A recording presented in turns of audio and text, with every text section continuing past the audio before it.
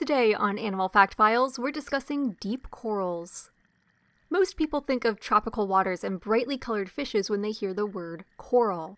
However, there are thousands of coral species living much deeper than these shallow water inhabitants. The range of shallow water corals is inhibited due to their relationship with algae called zooxanthellae.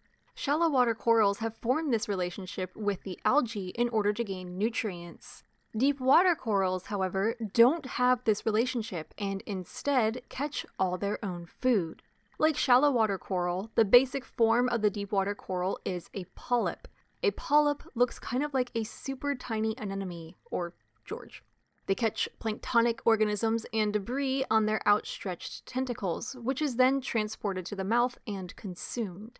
In shallow water coral, hundreds to thousands of polyps gather together to form a colony organism, and all these colony organisms gathered in a similar place are referred to as a coral reef.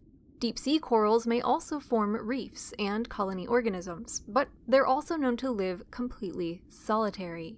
Deep water corals are also known as cold water corals, and some species have been found living in water as cold as -1 degree Celsius. These organisms range from 150 to more than 10,000 feet below the ocean's surface. In fact, one species was observed from depths deeper than the height of Mount Kilimanjaro. Deep sea coral can be found on continental shelves, slopes, canyons, and underwater mountains. In turn, cold water corals provide habitat for all kinds of other sea life living below the line through which light can't penetrate the ocean's surface. These inhabitants include multiple species of crustaceans and fish. Deepwater corals are found all throughout the world. However, the full extent of their range is largely unknown, as the seafloor is one of the least explored places on Earth.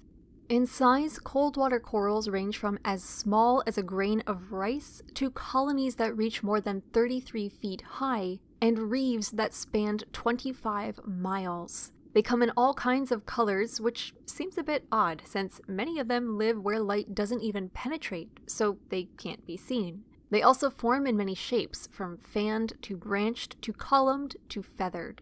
Threats to deepwater corals are mostly anthropogenic, or human in nature, and include deepwater trawling, which has been banned in some areas deepwater reefs are known to live, as well as ocean acidification.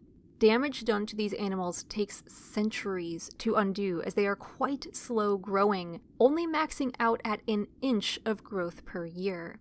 If they remain undisturbed, however, some are estimated to live thousands of years. For more facts on deep corals, check out the links in the description. Thank you to Alfie for today's request. Give a thumbs up if you learned something new today, and thank you for watching Animal Fact Files.